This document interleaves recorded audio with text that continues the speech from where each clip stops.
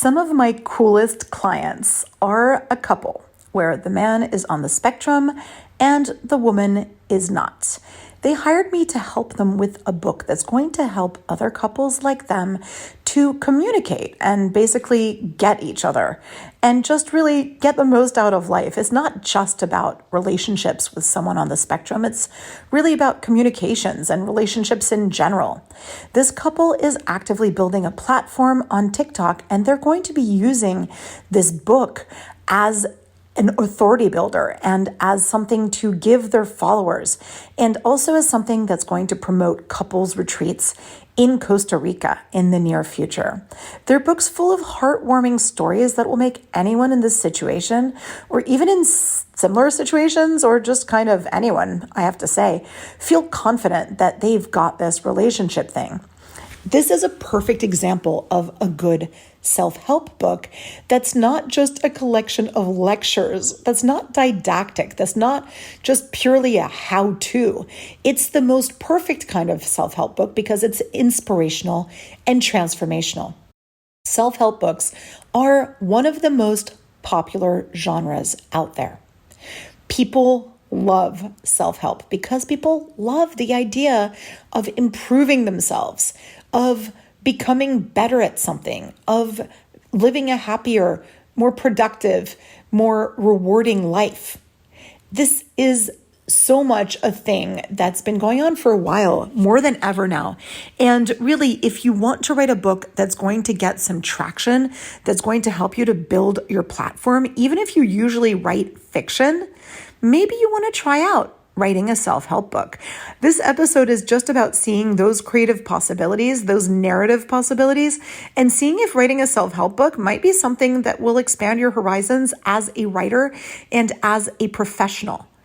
I really encourage you to write one of these books where you absolutely leverage your storytelling skills, because these are the best kind of self-help books. So we'll be talking exactly about how to do this in this week's episode, which is going to be short and sweet, so that I really want you at the end of the episode to basically go do a little exercise of brainstorming and seeing what you could possibly do in this whole self-help realm. Excited? So am I. Let's go. If you're a writer dreaming of becoming a successful author, join me, writing coach Karena Akhavein, on the How to Be an Author podcast, your weekly source for writing information, inspiration, and motivation. So as I mentioned in the intro, self-help is one of the most popular genres. And honestly, if you are a new author looking to publish conventionally, looking to have your book in bookstores, self-help might be the way to go. It seems to be the type of book that is most readily accepted by publishing houses. Think of the recent self-help books that have been mega bestsellers. Yes, self-help books are at the tops of the bestseller lists constantly. We can't get enough of them. People are always dreaming of the potential of improving their life in important ways. So think of things like The Subtle Art of Not Giving a Fuck, or, the Marie Kondo book that created this whole movement, or think of Big Magic. All of these books that come out, or The 4-Hour Work Week. They're fantastic books that stay in the tops of the charts for a really long time. Writing a self-help book, as I said, really helps you to build your platform, because when you transform people, when you have people who know that they can come to you for a certain problem, or that you can create a group around yourself that makes people feel that they're not so alone or not so helpless, you've got some real power. These people will become your fans, and really, honestly, having a platform of something where you help people is kind of like doing community service every day, even if you get paid for it. And also, it really makes you feel like you're doing some good in this world. I love writing fiction because it's just so fun to be telling my stories, using my imagination, all of that good stuff. But honestly, writing my book about how to deal with writer's block and how writer's block is not really the thing that makes authors fail, and doing all the things that I do for authors themselves, helping them, that's been the most rewarding part of this whole author thing for me. So consider that. Some of you are like, you know what, this self-help thing, totally not for me. But some of you may be starting to see the possibilities, so bear with me. I think that Also, I mentioned in the intro that your storytelling skills are going to work for you as you try to write a self-help book. This is so important. So this couple I mentioned, the woman author has such a natural, fun, conversational storytelling voice. She really leverages that when it comes to telling the stories that illustrate the problems that they had, this couple, as they were getting together and trying to navigate their relationship. And then the man in the relationship, his storytelling style is completely different, but he's got this really great, succinct way of telling his stories that I also find so inspiring. And I think that people may connect to one or the other of them, or probably both of them. This is such a great self-help book. When you start to connect with the voice of the person telling these stories, you start to absorb the lessons all the more. So let's go step by step. How do we write a self-help book? Okay, number one, think of a specific problem that you want to solve. There are a ton of problems that we have. People have problems. Solving our problems is just such a great motivator for us.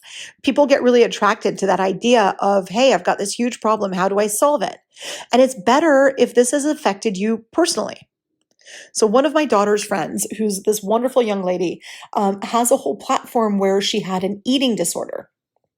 And she had stopped having her period because of the eating disorder, and that threw everything into whack, from her physical well-being to her professional life to her mood and her mental health. All of it was affected.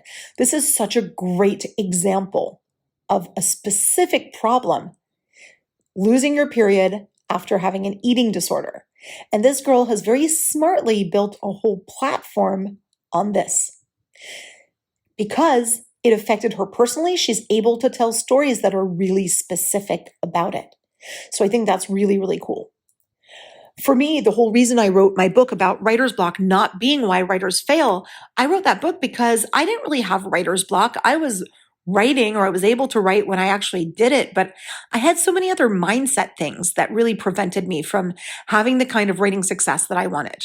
And also, I thought that, this affected me so much. I was scammed so many times because of my ignorance or because of my ego, because of the things I was going through. And I really wanted to help writers as well because I was so affected by this.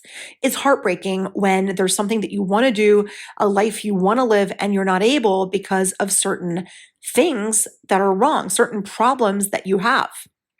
So if you have these problems and that you have a way that you solved it for yourself, that's a great example of a problem that you can write about in your self-help book. I know people who've written self-help books about, setting themselves up to be good adoptive parents, for example. I know people who've written things about training animals. Even better if not being able to train a problem animal really deals to some horrible things, right? Like being evicted from your home or being injured by the animal. You're going to be wanting to help people in this situation. Or you can have books about dealing with difficult family members. These are things that have huge ramifications on people's well-being. Or what if you're super messy and, you need to clean up your house? This is why Marie Kondo has such huge success, is because that problem of having a messy home, it kind of overlaps into all of these other areas in your life where you can't be productive. It affects your relationships because you can't have people over and your house is too messy and you don't know what you want to do and, you're embarrassed. It's like there are lots of things that happen because of this one problem. So think of these problems. I say brainstorm this. Think about all the different problems in your life that you've had that you've either solved or are working on solving, especially if it's something that's affected you. Now, think about, why are you specifically well positioned to help others with this problem? So you should have some experience, some authority, maybe degrees, maybe qualifications. For me, one of the things that I've realized though, so don't think to yourself, well, I don't have, a doctorate from Harvard. How can I possibly help people with this? No. Instead, think, what's my experience? And what is it about me that makes it that I'm the one to help these people with their problem? For me, it was that I was kind of recently coming out of having the problem of having this writer's block and not being able to promote myself, write my book, publish my book.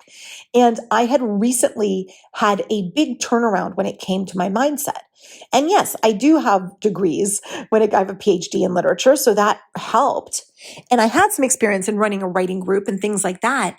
And I had books that I'd written, but you don't have to be so far ahead of your potential audience to be able to guide them or write a good book that's a self-help book.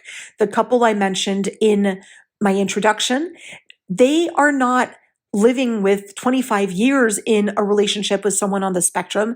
They don't have all the answers, but they're going through it with you almost in real time. They're just a little tiny bit ahead of you.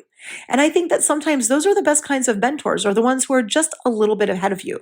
So if I was trying to build a small business that worked, I wouldn't really necessarily, I would read some self-help books by people like Marie Forleo or Jenna Kutcher or Amy Porterfield, who have these huge companies that they've built based on, building their small business, promoting themselves. But I also would want to hear from somebody who is lower down that ladder, who's closer to where I am. That would be much more interesting to me. So think about how you're positioned and think about what's unique about you, right? Do you have a disability, or are you neurodivergent in some way? Do you have a processing difference? Do you live somewhere geographically that is, kind of specific to you and that kind of helps you to see things in a certain way? Do you have an experience where let's say you traveled somewhere, or let's say that you cooked every recipe that Julia Child ever did? These are things that say that you are positioned in a very unique way to tell your story. It's always great to have an angle. And I'm going to give you a little hint here. Sometimes if you jump on something that's already well known, then it gives you even more of an angle. So the Julia Child's example that I gave, if you come up with a celebrity or a famous figure that helped you to do something in one way, like there's this guy who wrote about Proust and how he can change your life. This other woman who wrote about how Edgar Allan Poe basically, cured her of depression. These are things where the name of that other celebrity or other important figure is going to lend some authority to your book as well. This is kind of a shortcut to authority that I think that you can make use of when you write. Now, in terms of tone, I talked about how important it is to be a great storyteller. That's right, because lecturing or being didactic rarely works, whereas being persuasive is super awesome. How do you best persuade? You best persuade by showing that you've been through it. You best persuade by showing that you're on the other side now and telling stories that are super emotionally charged so that people really are taken on that journey with you and they learn to trust you because you're a human being who's been through it. There's nothing more persuasive than that. Also, I think that when you're writing a book, I talked about this book about relationships with, someone who's autistic, having a tone that's super friendly and not so academic can definitely be something that is going to reel in more readers for you. Now, let's talk about who you are and how your relationship with this issue is. I think it's important for you to already be active on platforms where people with this issue are hanging out. So I was already active with a writing group and I already had a website for writers and, I already had a YouTube channel where I was talking about writing. I was doing a lot of things with writing when I started writing this book about writer's block. It's great when you have access to these platforms. And I was also hanging out on these different Facebook pages for writers where I was able to literally ask other writers how I could help them or what was the biggest challenge that they had. That helps you to make your book more targeted. It's kind of a little hack for finding a subject for a book that's really going to be there to help people. So do that. Be active on those platforms where people with the issue that you have, whether it's an eating disorder or depression or a mood issue or animal lovers or people who are trying to make a small business out of their knitting. Think micro niche and think how you can best serve these people. Because a good self-help book is all about not only problem, but transformation.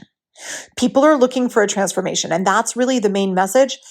Ultimately, it's not about you and how entertaining your stories are and all of that stuff. And it's not just about exposing the problem, because sure, if you tell me, yeah, having a messy house is going to hurt you because you won't be able to have people over, you'll be less productive because you're stepping around piles of stuff. Great, you've told me the problem, but how do we bring about a transformation? I want you to really think about this, because the transformation is the true key. We need to know, what exactly is the transformation? What's needed for me to go about this transformation? What do I need to do? How hard is it going to be? How long is it going to take me? And what's going to be the outcome? So remember the story part I talked about? That's great. In your story, you're going to be giving really concrete examples. You're going to be showing your story arc and your character arc. And the story arc and the character arc are all about the before, during, and after of your transformation. But make sure, this is really important, make sure that all of the stories you're going to tell really suit the book. And this is one thing that I find that most people who are trying to write self-help books with a lot of storytelling, this is where they run into problems, because we love our stories. We think our stories are so fun, and we kind of want to make certain stories fit in our book, and sometimes they just don't fit. My dear clients who are writing all these wonderful stories about their relationship and their youth before the relationship happened, well, I had to kind of reel them in and say, your stories are fabulous. I love these stories. I think they're so fascinating, but do these specific stories fit in this specific book? You have to be honest with yourself, because if the answer is no, you need to put them somewhere else. It's so hard to be objective, especially, even me as an editor, I read these stories, I'm like, oh my God, that was so heartwarming. And it just slays me to have to say, but it doesn't fit in this book. That's really, really important. It is so hard to be objective, and you can't be emotional about which stories are in your self-help book. Even if the story should be emotional, you can't be. The story needs to be detailed with real stakes, right? So for example, you can't just say that you're sad about a situation. You have to show how the situation that you're in, the problem that you have, affects not only you and your livelihood, but others. It affects all of these things around you. It's the stakes. It's the things that you could do. It's the possibilities that could be once the transformation has been achieved. So you need to focus a lot on the potential outcome. Make your readers see how wonderful life can be if they actually go through the transformation and have this thing happen, have this change. The outcome is the happily ever after. So with the couple that I'm working with on this autism book, the outcome is you can have a really healthy relationship with somebody that maybe you wouldn't have considered before, but who's really perfect for you. And this is how you do it. And I think that that's so great. Let's be realistic about, what's going to happen. What's going to happen is you're going to be having the happiness that you never thought you could have, a healthy relationship in ways that you never thought you could have before. And that's going to radiate positivity on all parts of your life afterwards. That's really, really key. I want you to brainstorm that too. Think about the best case scenario in your life of what you want your readers to have, what you want them to experience after having read your book. That's a great starting off point. Now you're going to think of an awesome title. And this is another fun brainstorming thing I want you to do after the episode. Titles are so crucial. We talk about how covers are a big first impression, but a title is a huge first impression as well. So nothing cute, well, maybe a little cute, but it has to be something that's kind of actionable, sometimes imperative, intriguing. It can be a phrase, a concept, something that's dreamy or magical, something clear but searchable, with keywords but not overstuffed, memorable. I know that sounds like a tall order, for sure. In fact, when I look at my book, Writer's Block is Not Why Writers Fail, I sometimes kind of, regret that title, because even though it really does translate the main idea, I had to add a subtitle, which is fine because the subtitle gives you good keywords. It clarifies what you mean. But honestly, I feel like I probably could have gotten something a little bit more memorable for my title. It's a little messy. But then also be careful that when you're going for a title, right now there's that trend with a lot of swear words in the title. I've had some clients come to me with some books that have titles that are a little bit borderline. They're trying to make use of that trend of title, and they're trying to use swear words in a way that actually doesn't serve their purpose. So I had one client, and I'm not going to give out the title. I hope she's changed it, but her original title was super inappropriate to what she was writing about. She was writing about nutrition, and I'll let you try to guess what the title was.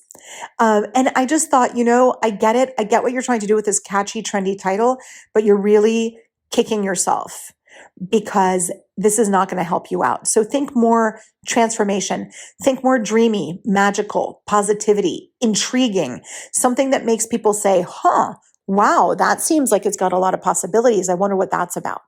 I think that's really, really important. So I would love to see if you want to reach out to me and say, okay, I've been thinking of like these few titles. I totally encourage you to write to me and I'll weigh in for free. I have no problem with that. Or you can book a 15-minute writer chat and pitch all your titles to me and talk about your potential transformation. I actually love self-help books. I love people who write self-help books. Even if you've never written one before, it is definitely my thought that you can absolutely do it. And I am here for you. So if you book a 15-minute talk with me, it'll be free and you're going to get so much value out of it. So there's another thing that a lot of people put into their self-help books, and that's especially if, they've got the authority and they're writing something that's based on research or it's based on findings of other people or it piggybacks off of other concepts. You're going to have sources. And it's really important if you have sources to lend you more authority or more credibility or to illustrate what you're talking about. You need to be ultra, ultra careful about how you cite those sources and how you quote them. And I would say that honestly, writing a self-help book, it's definitely one of those instances when you really need an editor that is specialized in working with people who are working on self-help books, because this is a whole different genre that does completely different things, that has a completely different goal. It needs to not just have great stories in it, but create that transformation. And it needs to have those technical aspects of citing the sources and quoting them properly, and of making sure that you're not stepping on any other person's toes, making sure that you're not adopting someone else's thesis and running with it and not even realizing it. So make sure that you ask a specialist or an editor and that you have lots of beta readers so that you can see if somebody's like, hey, you know what? This is sounding remarkably like The Subtle Art of Not Giving a Fuck. Right? You want to know that before you start trying to publish, because you don't want to waste the time. And remember, you can always tweak your concept so that it's different enough, but you need to know that first. So crucial, crucial. Finally, you need to think about, okay, what happens when the person has stopped reading my book? They're going to be left feeling pretty transformed, or at least like transformation is possible. How are they going to stay connected? How are they going to stay on track? I think that when you write a self-help book, you always want to think of an added bonus or for a way for your reader to stay connected with you and with your concepts and your community so that they can keep growing and learning. So whether you do that on social media or through a website, through a newsletter that you could be sending them, or quizzes you send them, like keep connected with that ideal reader that you have, because chances are they're going to want to read your next book if you write another one and a next one and a next one.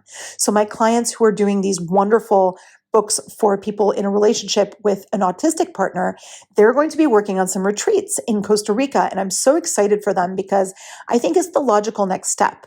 I think that growing community around their concepts, which they've been doing in a really smart way with both their TikTok videos and just their mailing list and just every other online community and real person community that they're building. This is such a great way of not just promoting their book, but also really continuing to affect really positive, real change. Because seriously, writing a self-help book, even though it can make you money and it can be something that can get you published, it's not just about that. Really, a self-help book truly is something that's selfless and about helping people. This is the goal, and that's something that you should always keep in mind. And I think it's such a lofty, worthwhile goal. I think it's something that you shouldn't just knock until you've tried it. I think you might have a self-help book in you.